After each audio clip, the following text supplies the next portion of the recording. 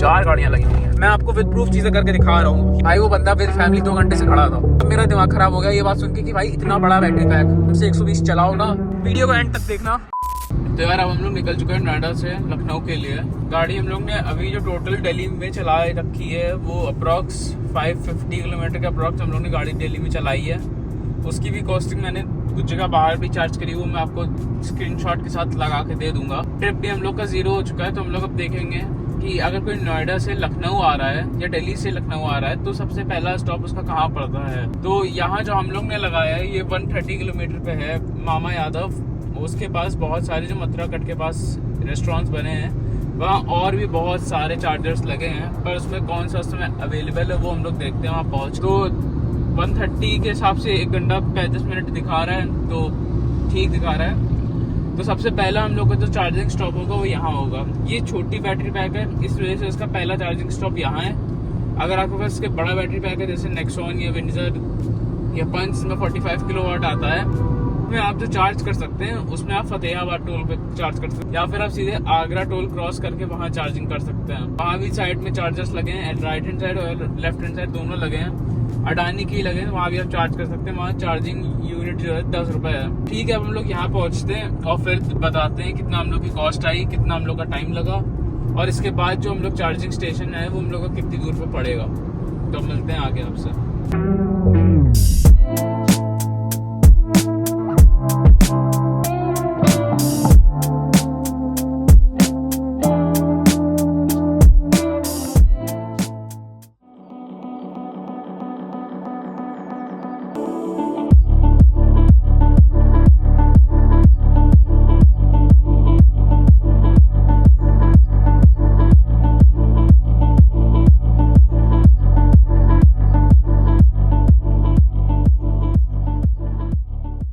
नोएडा से लखनऊ आने में जो पहला फूड कोर्ट पड़ता है जहाँ सब डोमिनोज सबवे और ये सब, यहाँ चार्जर्स तो लगे हैं। ये टाटा पावर के 3 चार्जर्स लगे हैं।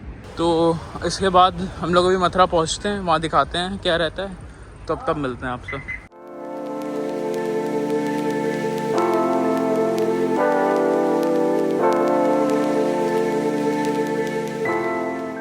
वापस हम लोग वही जगह आ चुके हैं मथुरा कट पे जहाँ हम लोग ने पिछली बार गाड़ी चार्ज करी थी जब हम लोग यहाँ से दिल्ली जा रहे थे। अब हम लोग नोएडा से सीधे यहाँ हैं। तो जियो बीपी का ही चार्जर था यहाँ जो अभी एक्टिव था और सारे अनअवेलेबल है। स्टैटिक का भी लगा वो भी अनअवेलेबल है। तो यहाँ चार्ज करा था 12:30 बजे हम लोग आए थे, 1:30 बज रहा है। यहाँ गाड़ी में बैटरी बची थी 28%, 94% गाड़ी में बैटरी अब चार्ज हो चुकी है और 218 की रेंज है विदाउट AC। 1 घंटा लगा चार्ज होने में, 1:30 बज रहा है। अब यहाँ से हम लोग चलते हैं, तब देखते हैं कहाँ हम लोग को अब चार्जिंग नेक्स्ट करनी है। आगरा पे करनी है या इटावा के पास करनी है। एक बार मैं बैठता हूँ, देखता हूँ, फिर आपको बताता हूँ कि नेक्स्ट स्टेशन हम लोग को कहाँ मिलता है। तो अब यहाँ से चलते हैं सीधे आगरा की तरफ।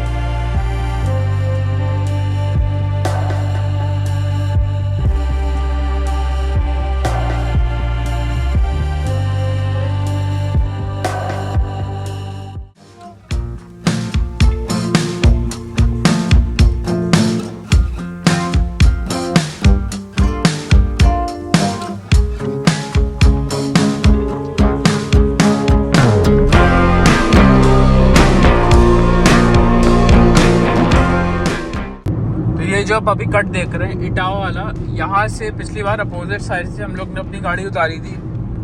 इसी साइड लेफ्ट हैंड साइड में जियो का पंप पड़ता है, यहाँ पे हम लोग ने अपनी गाड़ी चार्ज करी थी। वो अभी भी अवेलेबल है, चार्ज करने को हम लोग कर सकते हैं वहाँ पे चार्ज। बट इसके आगे पड़ता है रेस्ट रूम मैनपुरी करके, तो वहाँ हम लोग गाड़ी अपनी चार्ज करेंगे। इटावा वाले कट पे यहाँ जियो के पंप इस बार नहीं चार्ज कर रहे हैं क्योंकि उसका जो रिस्पॉन्स है अडानी वाले का को कमेंट्स में बताया गया कि काफ़ी सही है, वहाँ थोड़ा प्रॉब्लम नहीं होता है। तो देखते हैं क्या चीज़ है वहाँ। रेंज अभी अगर हम लोग बात करें परसेंट में 58 किलोमीटर की रेंज अभी इसमें शो कर रही है। अब पहुँचना है 27 किलोमीटर। 15-20 मिनट बाद हम पहुंचते हैं। अब वे बताते हैं क्या सीन है, उसके आगे हम लोग को कहाँ चार्जर मिलता है और कौन सी कंपनी का मिलता है। अभी हम लोग जो उस मथुरा कट से यहाँ तक आए हैं, इसकी डिस्टेंस कुछ अप्रॉक्स होगी 155 के आसपास। बीच में हम लोग को चार्जर्स मिले थे, आगरा टोल पे भी चार्जर्स मिले थे और फतेहाबाद टोल पे भी हम लोग को चार्जर्स मिले थे, जो मथुरा वाला टोल है। बट उन्होंने वहाँ चार्ज नहीं करी, यहाँ भी नहीं कर रहे हैं टावा पे। आगे चलते हैं और फिर आगे हम लोग फिर पहुँच के बात करते हैं।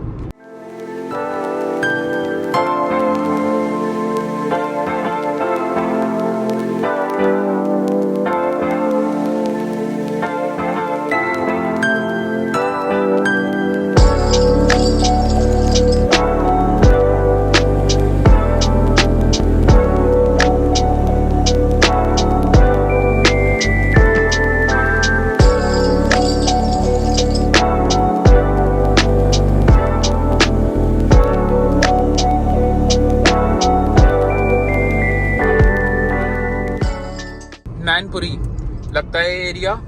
तो यहाँ अडानी के चार्जर्स लगे हैं, यहाँ जाके चार्ज करते हैं, फिर बताते हैं क्या पर यूनिट कॉस्ट है और कितना टाइम अब हम लोग की गाड़ी लेगी, क्योंकि गाड़ी में बैटरी से बची है 13%। काफ़ी कम है इस पूरे ट्रिप में, इतनी कम बैटरी पहली बार देखी है। हम लोग जब आए थे तब इतनी कम नहीं थी, 35 के ऊपर हम लोग पूरी गाड़ी लाए। तो अब चलते हैं, लगाते हैं।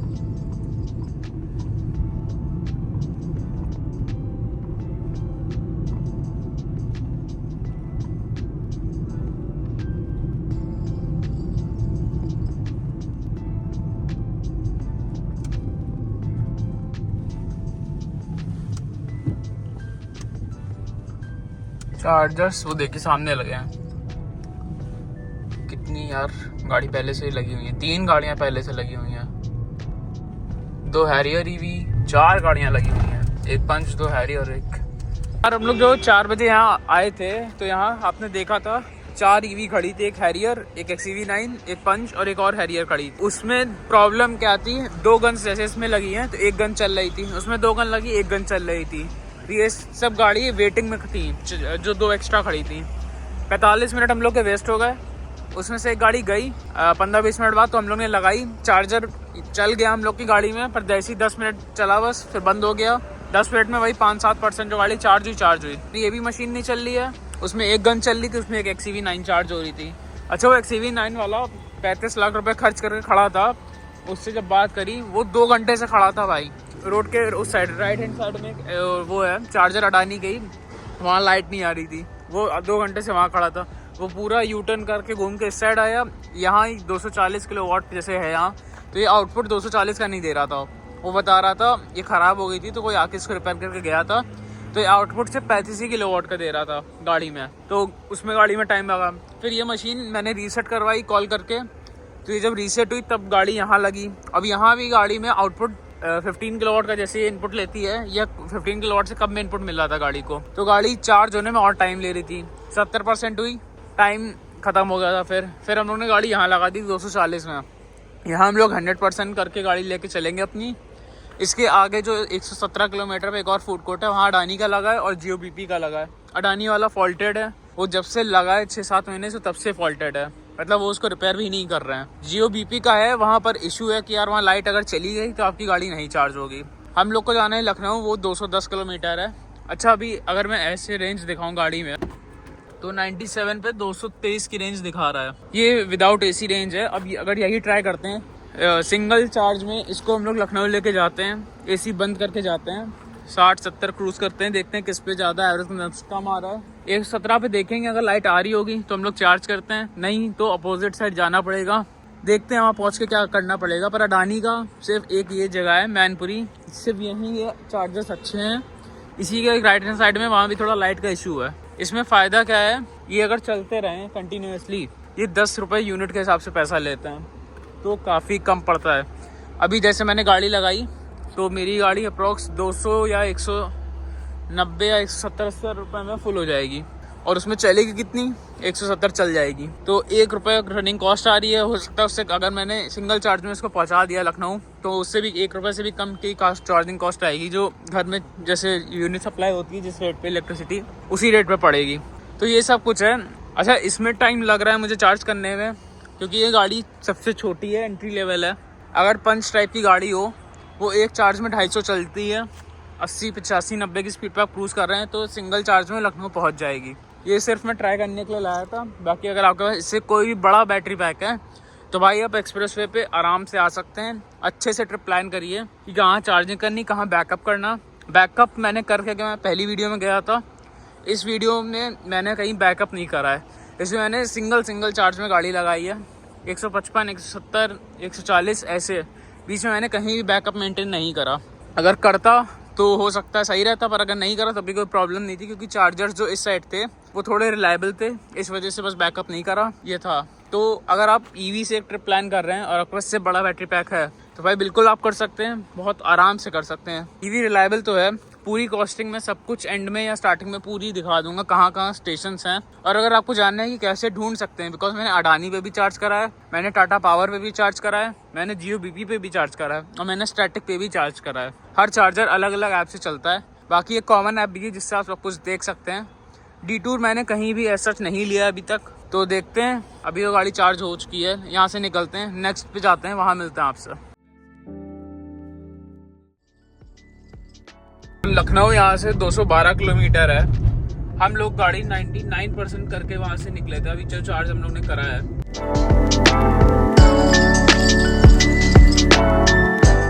अभी हम लोग की गाड़ी 62% पे 168 की रेंज शो कर रही है। ये एसी ऑफ है, गाड़ी का क्लाइमेट ऑफ है। 94 किलोमीटर है गाड़ी, अप्रोक्स 95 किलोमीटर गाड़ी चल चुकी, 3 किलोमीटर रिकॉर्ड नहीं हुआ था।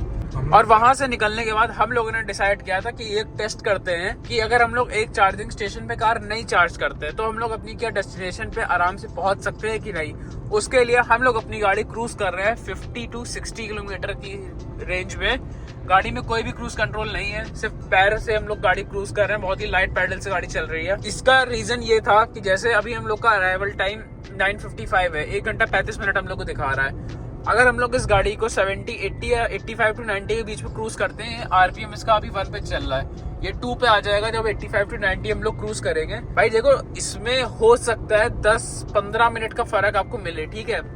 आप नेक्स्ट चार्जिंग स्टेशन पे जाएंगे, आप मेरी वीडियोस में देख ही रहे हैं कि चार्जिंग स्टेशन पे इश्यूज आ रहे हैं, कहीं कुछ फॉल्ट आ रहा है या गाड़ी एक्स्ट्रा की वेटिंग हम लोग को मिल रही है। वेटिंग भी मिल रही है भाई, 30 मिनट की वेटिंग भी मिल रही है। अगर वायरिंग का इश्यू, लाइट चली गई, सबसे बड़ी इमरजेंसी अनसर्टेनिटी है कि लाइट चली गई, आप खड़े रह जाएंगे आधा घंटा वहाँ, क्योंकि आपने गाड़ी एक तो तेज चलाई, आप उसके आगे नेक्स्ट स्टेशन तक जा भी नहीं पाएंगे, वहाँ खड़े रह जाएंगे आधा घंटा, आपका वो वेस्ट होगा, आपकी आधा घंटा आपकी गाड़ी चार्ज होगी वो वेस्ट होगा। और आपको ये भी नहीं पता है कि लाइट आएगी कब तक आएगी, क्योंकि भाई उसके बाद कोई क्या ही बता सकता है।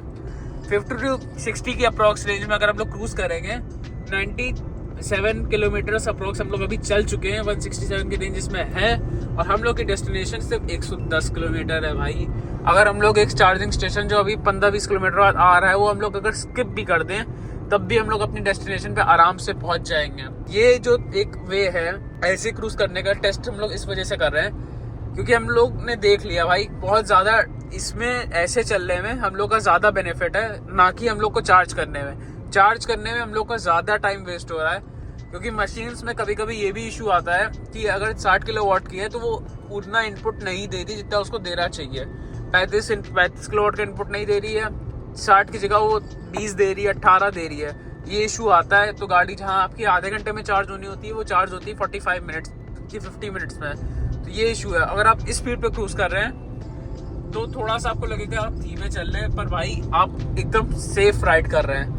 अगर आपका चार्जिंग स्टेशन जो प्लान्ड था वो आपने नहीं करा तो आप कम से कम अपनी डेस्टिनेशन तक आराम से पहुंच जाएंगे। जो चीज़ मैं करना चाह रहा हूँ, 109 किलोमीटर मेरी डेस्टिनेशन है और मेरे पास अभी भी रेंज 166 की है। इसमें मैं अगर 10% की रेंज हटा दूँ तो मेरे पास 140 की रेंज में अगर इसमें मानूँ, वो इस वजह से मैं हटा रहा हूँ कि 10% के नीचे की रेंज में चलो हटा ही दे रहा हूँ। 0 to 10% की जो रेंज होती है तब भी मेरे पास 50% की जो रेंज है मैं उसमें बहुत आराम से अपनी डेस्टिनेशन पे पहुंच सकता हूँ बिना किसी रेंज एंजाइटी के साथ। तो ये जो चीज़ है ये हम लोग को टेस्ट करनी थी और ये आप चीज़ देख भी रहे होंगे भाई, चार्जिंग स्टेशन पे टाइम लगता है। और भाई जो इससे पहले वाले स्टेशन में मैं रुका था मैनपुरी में, वहाँ भाई 2 हैरियर ईवी, एक XCV 9 खड़ी थी, चार्ज हो रही थी। भाई हैरियर ईवी आती है 28 लाख रुपए की टॉप मॉडल, XCV 9 आती है 35 लाख रुपए की ऑन रोड। भाई सारी 80 किलोवाट की बैटरी 79 किलोवाट की बैटरी XCV9 में मिलती है और उसमें भी हम लोग की 70 किलोवाट की बैटरी आपको हैरियर रिव्यू में मिल जाती है। भाई सब लोग परेशान थे भाई, आप मेरी वीडियोस में देख सकते हैं। मैं गाड़ी क्रूज कर रहा था 85 to 90 की स्पीड में, जबकि मैं से गाड़ी नहीं क्रूज हो सकती इस रेंज में। बहुत बोरिंग सा लगता है। मैंने जब उन लोग से पूछा कि आप किस स्पीड पे अपनी गाड़ी क्रूज कर रहे हैं, उन्होंने बताया कि यार मैं भी 85 to 90 के बीच में गाड़ी क्रूज कर रहा हूँ। भाई तब मेरा दिमाग खराब हो गया ये बात सुन के कि भाई इतना बड़ा बैटरी पैक, इतनी अच्छी आपको रेंज मिलती है, तब आप इतनी कम स्पीड पे क्यों गाड़ी क्रूज कर रहे हो यार। उसको आराम से 120 चलाओ ना। अच्छा उसमें जो XCV9 जो एक थी उसमें क्या दिक्कत थी भाई, वो बंदा विद फैमिली 2 घंटे से खड़ा था और जब वो 240 किलोवाट चार्जर में उसने अपनी गाड़ी लगाई तब वो चार्जर इनपुट दे रहा था सिर्फ 38 किलोवाट का। गाड़ी वहाँ उसकी चार्ज बहुत धीमे धीमे हो रही थी क्योंकि उसमें बैटरी पैक 79 किलोवाट का आता है। ये सब इश्यूज होते हैं भाई। आदमी 35 लाख लगाने के बाद भी ईवी लेके खुश नहीं है। हैरियर वाला भी परेशान, उसकी गाड़ी नहीं चार्ज हो रही है, उसको आगे जाना है। ईवी है, अच्छे से प्लान करके चलो। मैं 170 मेरी गाड़ी AC में चलती है। अगर मैं इसको 85 to 90 क्रूज करूँ, मैं सिर्फ चेक कर रहा हूँ उसको 60 पे क्रूज करके 200 प्लस चलेगी। भाई मैं इतनी धीमे चल रहा हूँ, तुम चलो समझ में आता है भाई मेरा बैटरी पैक छोटा है। मुझे इस हिसाब से प्लान करना है कि मैं अपनी डेस्टिनेशन तक आराम से पहुंच जाऊं बिना कहीं गाड़ी को टो करवाए। भाई आपकी गाड़ी में 250, 300, 350, 400 किलोमीटर की रेंज आती है। अगर आप उसको 120 पे भी कांस्टेंट क्रूज कर रहे हैं तब भी वो 300 तो चलेगी। आप आराम से आगरा पहुंच सकते हैं। भाई मेरा तो दिमाग खराब हो गया भाई, इतने पैसा लगाने के बाद भी लोग खड़े हैं हाईवे पे ईवी लेके।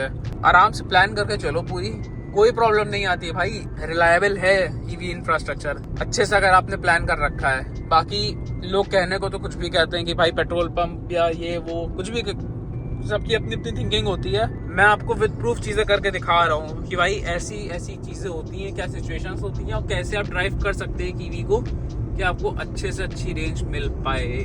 19 किलोमीटर आपको दिख रहा है हम लोग डेस्टिनेशन बची है। 80 किलोमीटर पहले हम लोग एक इसका चार्जिंग पॉइंट छोड़ के आए हैं जो हम लोग का आखिरी फूड कोर्ट पड़ता है। आगरा से जब हम लोग लखनऊ आते हैं वहाँ अडानी के भी चार्जर्स लगे थे, जियो का भी लगा था। और बाय चांस की बात है उस समय उसमें लाइट भी आ रही थी, मतलब चार्ज करने को हम लोग गाड़ी चार्ज कर सकते थे। बट जो हम लोग ने ट्राई करने के लिए गाड़ी रखी थी, तो भाई लखनऊ बस आ चुका है और डेस्टिनेशन हम लोग का घर है 11 किलोमीटर। गाड़ी 191 किलोमीटर अप्रॉक्स चल चुकी है, 24% बैटरी बची और अभी भी गाड़ी 65 किलोमीटर आराम से चल सकती है। तो जो हम लोग की ट्रिप थी नोएडा टू लखनऊ और लखनऊ टू दिल्ली, वो अब एंड पे आ चुकी है। ऑलमोस्ट हम लोग अब घर पहुंच चुके हैं, 10 किलोमीटर बाकी है। कहाँ कहाँ चार्जिंग करी है, कितनी कॉस्ट है, ये सब कुछ आपको इस वीडियो में मिल जाएगा। वीडियो को एंड तक देखना और ऐसी वीडियोस के लिए वीडियो को शेयर ज़रूर कर देना, लाइक कर देना, कमेंट कर देना कि और मोटिवेशन मिलती रहे ऐसी वीडियोस के लिए। तब तक चैनल को सब्सक्राइब कर लेना और वीडियो को शेयर करते रहना।